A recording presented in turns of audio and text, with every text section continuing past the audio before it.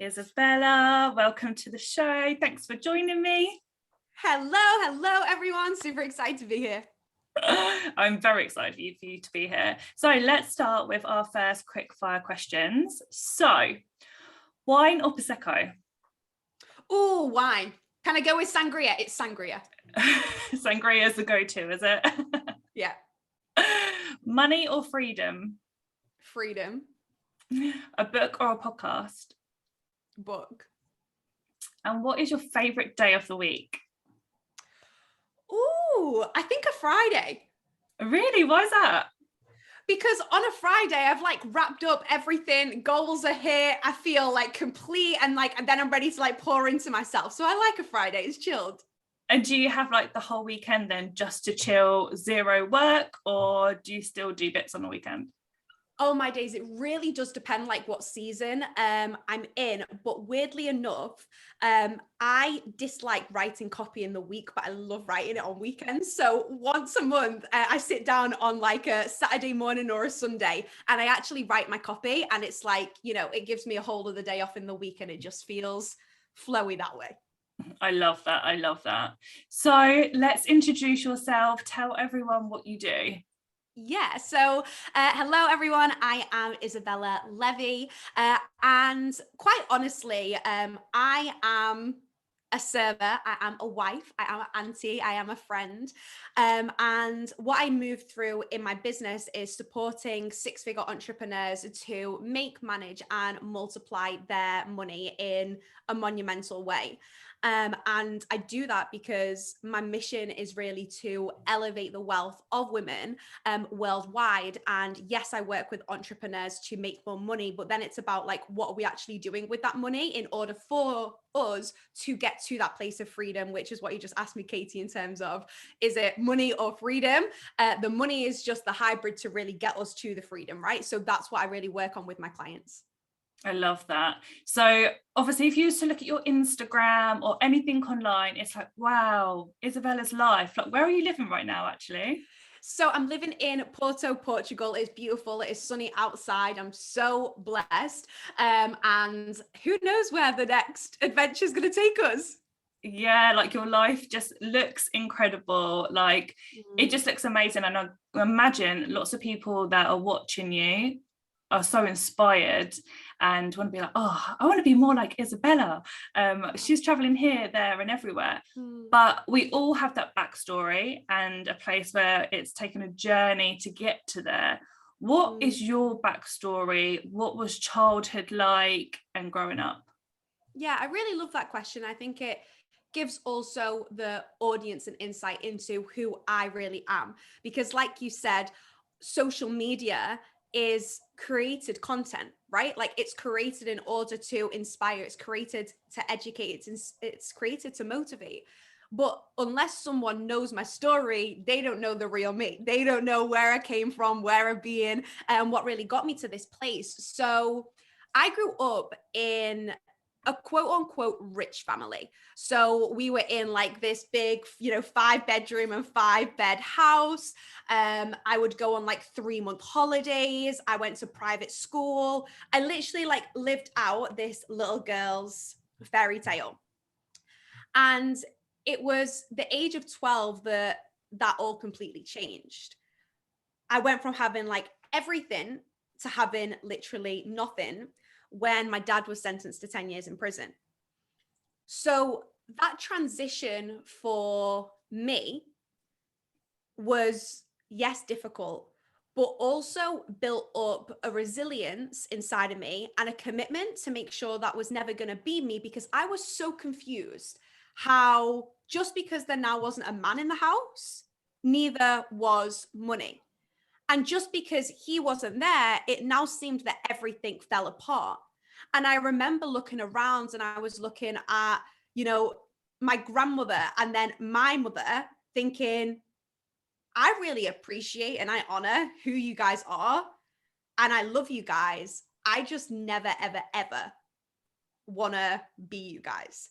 And I knew that generation and history repeats itself.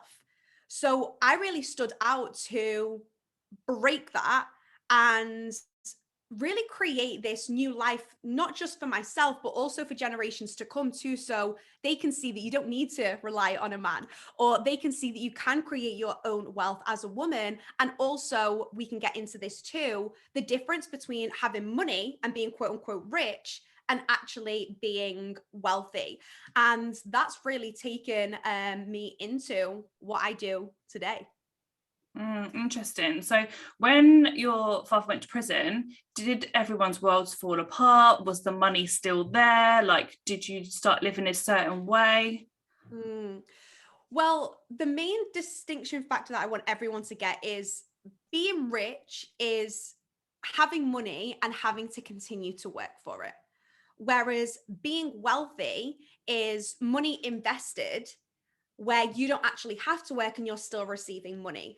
Well, we didn't have any of the wealth, we just had the money. So without my dad working for it, there was no money. And also with the bills, etc., that we had to pay in order for him to, get a solicitor and lawyer and all of these things, we were literally left with nothing.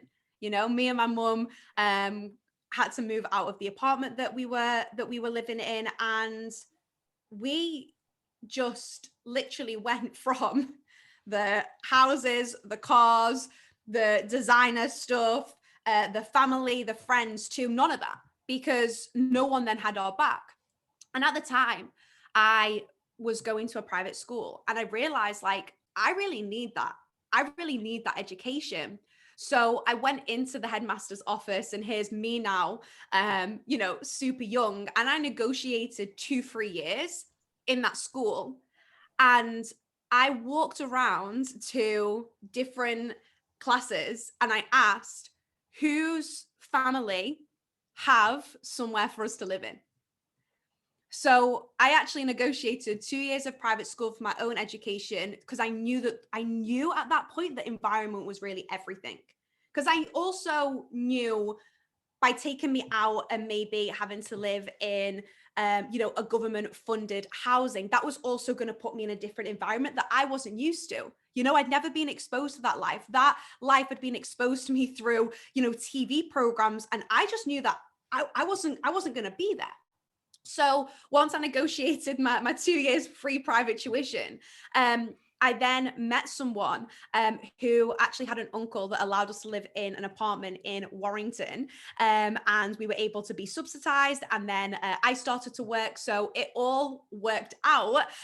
But it was tough, especially seeing my mum going from this well-respected woman in a circle to just no one respecting her. That really made me want to change that for all of us.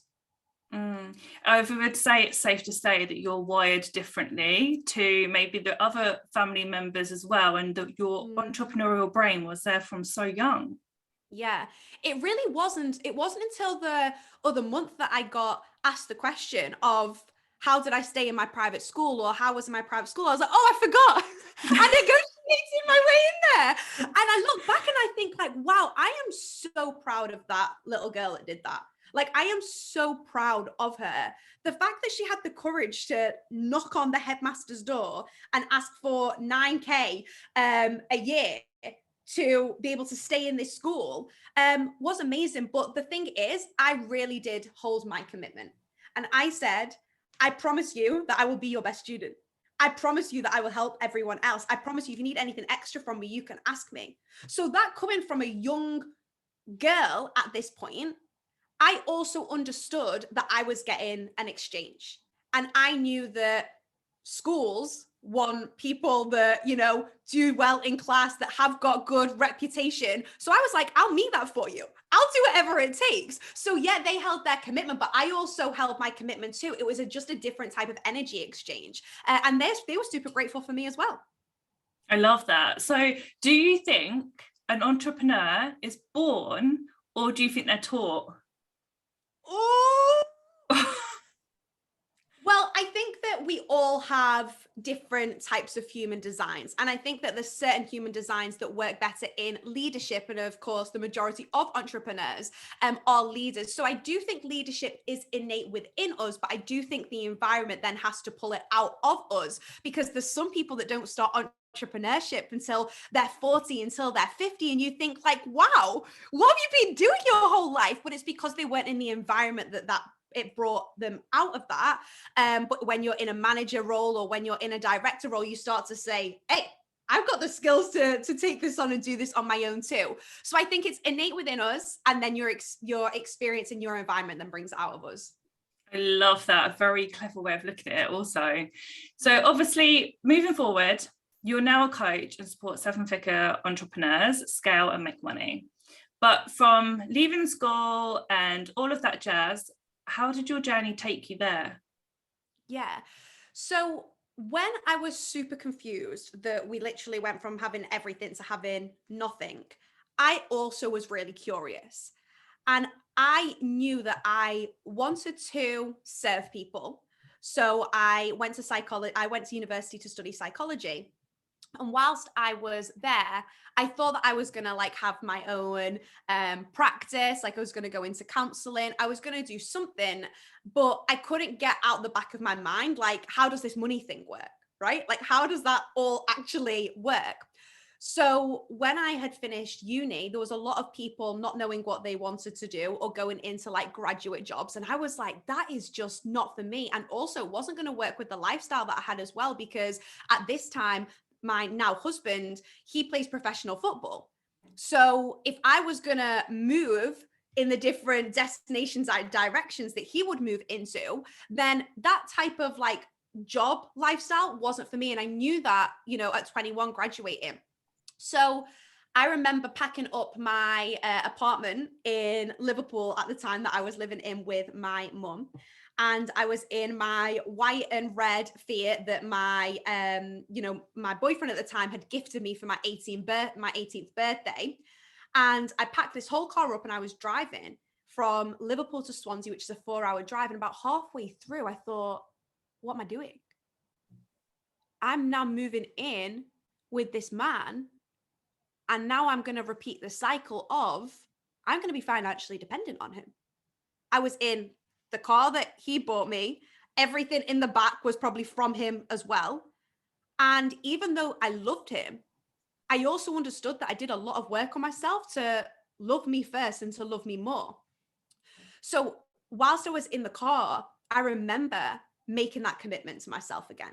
And I said, I'm going to be financially independent. I'm going to be emotionally independent. And once I figure that out, I'm then going to support other women in doing that too. So in the first month of graduating, I set up my business. I gained 17 clients with no list, no ads, no paid marketing, literally just through referrals and recommendations. And at this point of time, I was literally doing what I thought was life coaching. And about 3 months later, I realized that everyone that I was working with were entrepreneurs.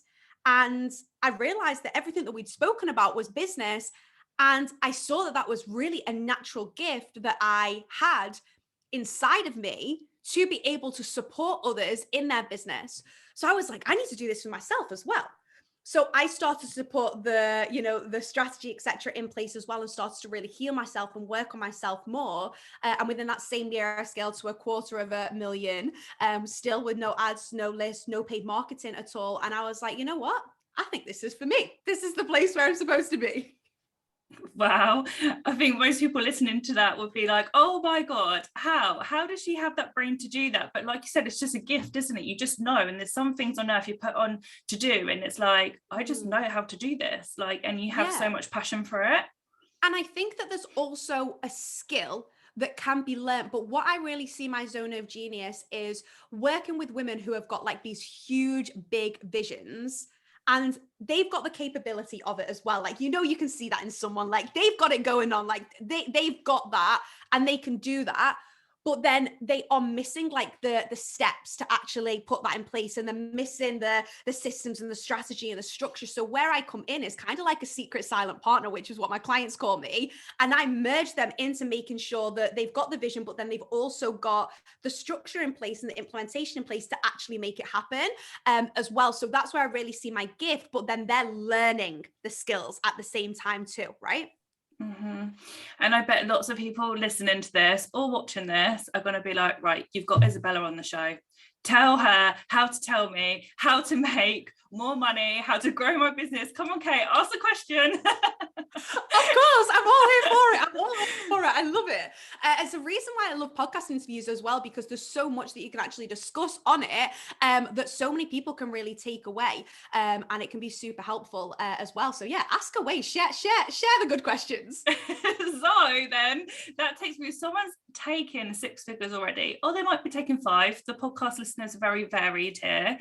Yeah. What are your 3 tips for them to grow and scale next? Well, let's first start off with where I see their problems maybe lie in moving past that 6-figure mark. So what I see is 6-figure entrepreneurs, they've created a certain income level and they think, well, in order for me to move past this, I need to create a different offer. Then they create this different offer, they put a launch or some type of funnel behind it, then they burn out doing it, they've reached another income level, they create a different offer, they launch it and put a funnel behind it, they get burnt out, overwhelmed, don't want to do it anymore, but they've reached a different income level. And they go round in this repetitive cycle that even though they're earning more money, they're not getting to their more freedom. And then they start to question, is entrepreneurship for me? You know, I've now literally put myself in a quadruple full-time job in my own business. So how do I move out of that, right? So I say that there's 3 things in order to scale your business. So the first one is you've got to have a solid business structure in place. So what I mean by that is, instead of coming out with loads of different services or loads of different offers, you want to make sure that you're positioned as an expert in your own expertise, creating stackable services for your clients to then come through a journey with you. That then means that you're not always having to move through these lead generations of getting new clients for every single one of your offers. You actually sell it to one and then you upsell or you downsell into the different offers. So you can see that that is a lot more streamlined and it is a lot more working from a place of overflow rather than overwhelm. Then the second thing is to make sure that you have a scalable strategy in place. So what I see is, you may scroll through Instagram, you may have just done a successful launch, but now you've saw someone else do a quote unquote better launch than you. You've now looked at the strategy and now you're attempting to do their strategy when that strategy isn't for you. So make sure that you're learning a strategy of what you're actually good at and then fine tune that as well, rather than just like creating loads of different, things that you then got to manage and you've got to maintain. Then the third thing is to make sure that you've got like sustainable systems in place. And what sustainable systems will do is they will allow you to have a rinse and repeat system in place. So every time you bring something out, or every time you are going back into a launch, or you're bringing on new clients, you will already have a lot of things in place for you to then leverage your time, rather than you continuing to basically work for every single little bit of dollar that you bring in. So these 3 things are essential. And in fact, on the 2nd of March, I'm going to be hosting a free online workshop. It's called Sophisticated Scaler. You heard it here first because I've not spoke about it anywhere else. And I'm going to be diving deeper into those 3 things and what the integration of all of that looks like. So if your listeners want to come to that, that's just IzabellaLevey.com/workshop, completely free. It's 1 day together. People think, whoa, like, why are you doing that? It's simple. It's a strategy, right? Some people are going to come. Some people are going to take the information and go and execute it on their self. Amazing. You do you. And other people are going to say, you know what? I kind of like that chick. I want to start working with her. I want to integrate with her. And then they'll continue to work on with me. So that's a strategy that we put in place. But either way, you can take or leave the programs that I share with you, and you can gain all of the delicious details that are going to be getting dropped inside of that 1 day with me. I love that. So everyone go and check out the show notes, because I'll add that to there so you can check out that free day, and then obviously go on to work on with Izabella if that's something that you wanted to do. So you're always so focused, driven, the passion just shines right through you. What are your tips to stay focused and in your lane all the time? The first one is that I understand that everyone's got a unique assignment on their life from God. So as an entrepreneur, what can happen is because we admire someone, we start to look at what they're doing, and then we attempt to kind of do what they're doing. We then become them, and then we don't really feel like us because, of course, you're attempting to be someone else. And that comes from, you get the inspo from someone, which can quickly turn into copying. You then put offers together, you put promo together, you put launch together, and you get the same result as you've always got rather than the result that you've seen them get. And then what happens is you basically like start questioning yourself. And the truth is, what I see people doing is they've ended up adopting or adapting to what other people do. And then what happens in turn is they stop being them. And my big reminder to anyone is that their path is not your path. God wants to do an unique work inside of you, and he ain't going to do it like he did with her. So if you know to stop trying to get into someone's lane and stay in your own lane, like everything will be revealed so much more quicker to you, because God's like, yeah, that's the way to go. That's the way I'm going. So knowing that you've got a unique assignment on your life that no one can fulfill except you, meaning that your money is your money, your clients is your clients, your people is your people. Like God's already got that all created. It's like a game. It's like if you were literally going to drive down a track, and you know in Mario that you go and pick up those little like coins, that's the thing along the way. Like God's already prepared it all for you. What happens is you've attempted to go in someone else's lane. So I really like how you phrased that. The second thing is to make sure that you successfully start your day. So Bob Proctor actually speaks about how it is not how you spend your day, it's how you start your day. And I take that into then every task that I do. So I make sure that I start my day strong. I get up, I spend 2 hours on myself, meditating, praying, journaling, reading, working out. And then every time I move into something new that I do, I pretend it will be a start of a new day. So I'll take like 2 minutes to meditate and pray before I move into a task, because that allows me to have this focus as well as faith of, okay, I'm going to be able to move through this task. I'm going to do it in the best possible way. And it's going to be the best that I can possibly do. So setting yourself up for your day, but then like the different tasks that you're doing throughout the day is hugely beneficial. And then my third one, it may sound so annoying, but you got to give yourself space. Like I used to cram my schedule. And it's impossible to be your most successful self when you're cramming your schedule, because you've got your schedule full of all the things that you've got to do rather than who you got to be. And the real key to success is not what you're achieving along the way. It's who you're actually becoming and being along the way. When you're becoming and being someone that you desire to be, you're also moving into a different frequency.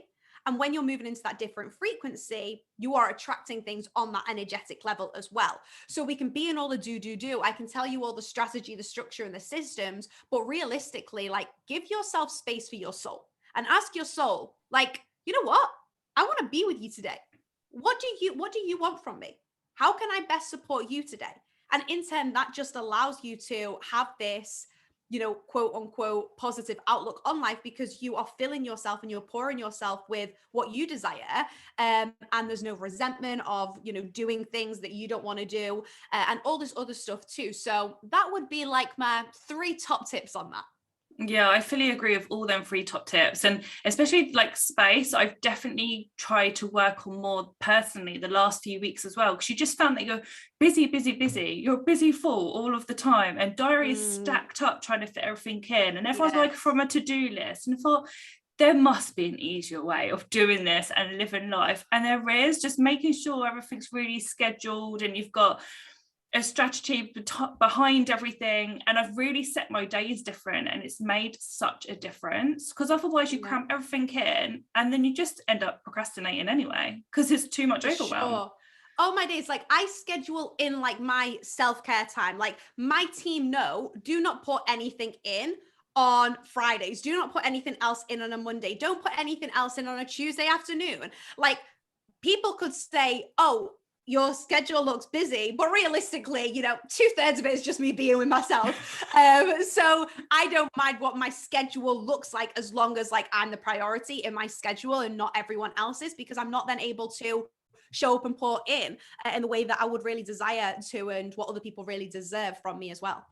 Yeah, and I really preach morning routines and having like that self-love. Like, I'm huge when it comes to morning and having that workout, having me time before kids get up and life just gets busy. It's so important. But I know there's lots of mums that come on and listen to this show and they think, I haven't got that time. Like, my kids are out of bed really early and stuff like that. What would you say about that? Because I know that's a lot of people's battles. Like, I don't even get 5 minutes in the morning, let alone 2 hours. Yeah, I hear you. Well, first of all, I'm not a mom. And I believe that if I was in that season, my life could look a little different. Here's what I know, because I've thought about it and I've already planned it, of what I would set up. I know that if I start my day strong, I am going to be my best self. Okay. So there is going to have to be a slight compromise at times, because straight away in the morning, I may want to be with my baby. And there's some moms that just want to be with their baby right in the mornings. Okay. Whatever's going to work for you, you got to make it work for you. Personally, I would have someone come in for those 2 hours in the morning, or I'd make a commitment with my husband that I'm going to get up early before you go to work. So I'd appreciate you getting up early too, in order for me to have these 2 hours. What happens is a lot of women don't give themselves permission in order to actually get support from other people. And instead, they then make themselves feel guilty. And then that is a really low vibration emotion, low vibration frequency. And there's so many different emotions that come with that. So I would personally say that, okay, what support can you get in, depending on, of course, what age your baby is, and then the second thing is give yourself grace. Like, I couldn't imagine it. I know that I'm in a position that I've worked to, that I will be able to get support, I will be able to get a nanny. Like, I'm very privileged in that place because I've worked myself up to a certain space.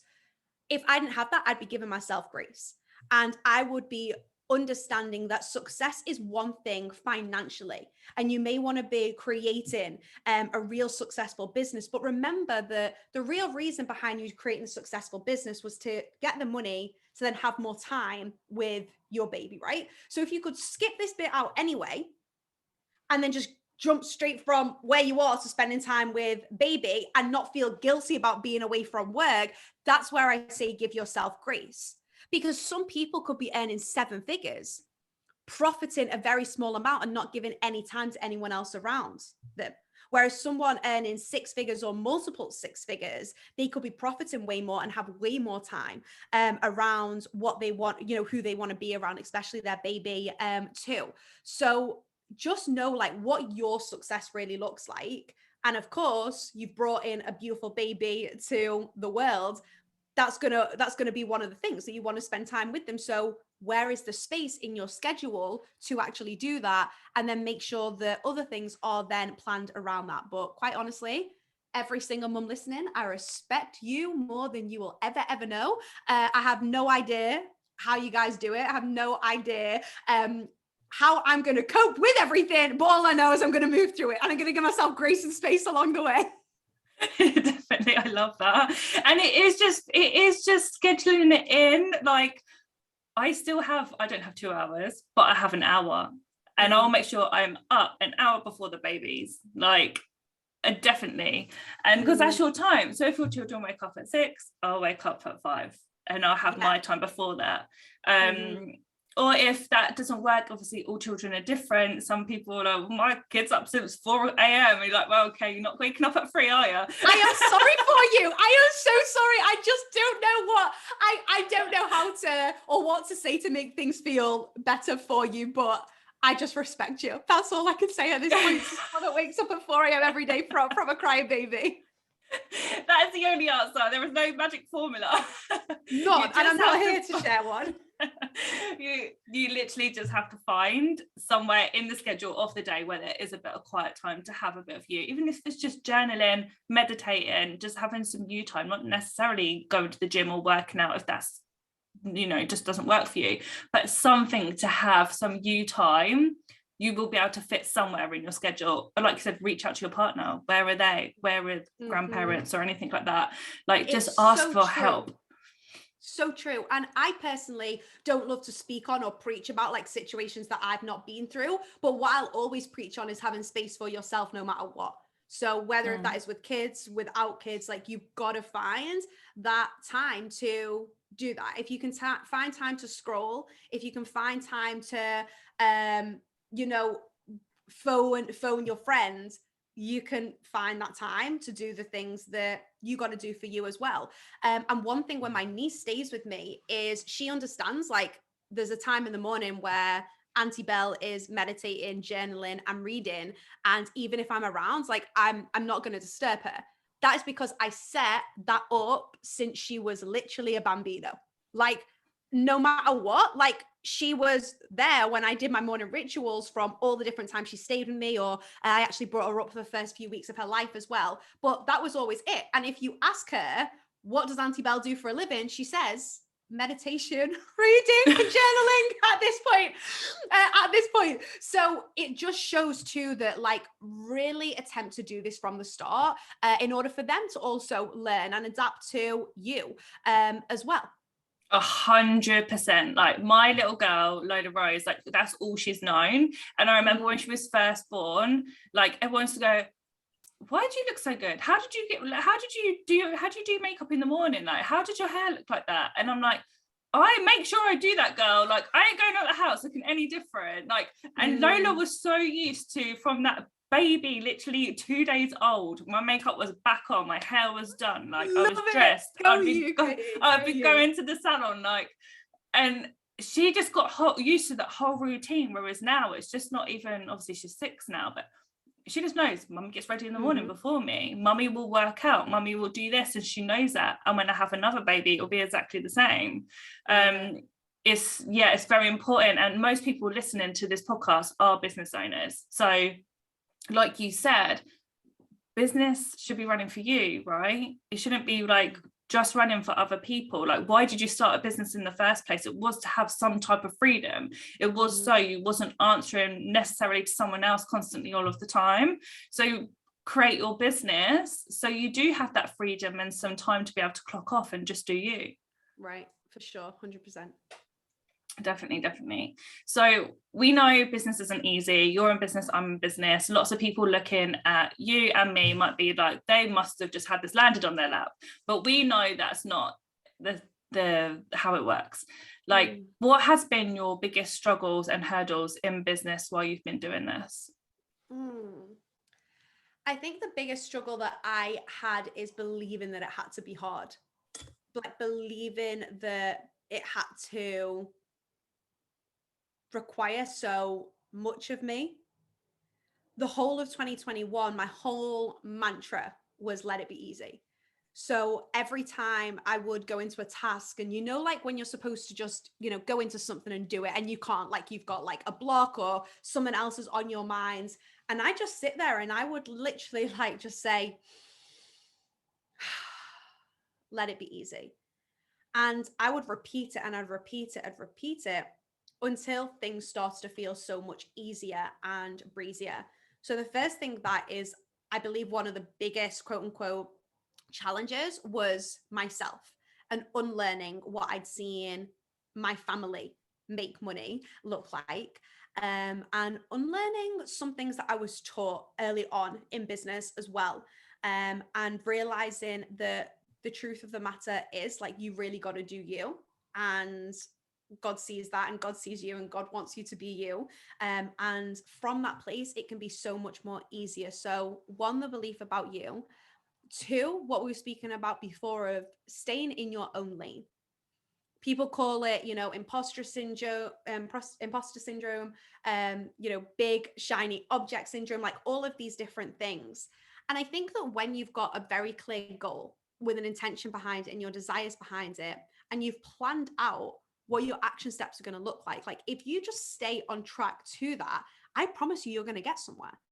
But what happens is you take these detours along the way that make things so much longer and challenging for us. And we do it by default because we've looked at what anyone else is doing and we see that being successful. So we attempt to do it too.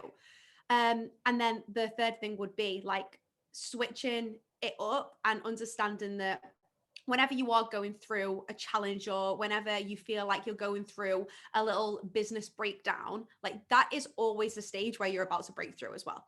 Like that is always a stage where you're recouping, you're moving in, something didn't feel in alignment. Now you're moving back into alignment so you can then, you know, power on in and explode into what that next thing is for you to do. So I definitely wouldn't say that, you know, business has been easy breezy. What I will say is that is my new belief from 2021 and now moving into 2022.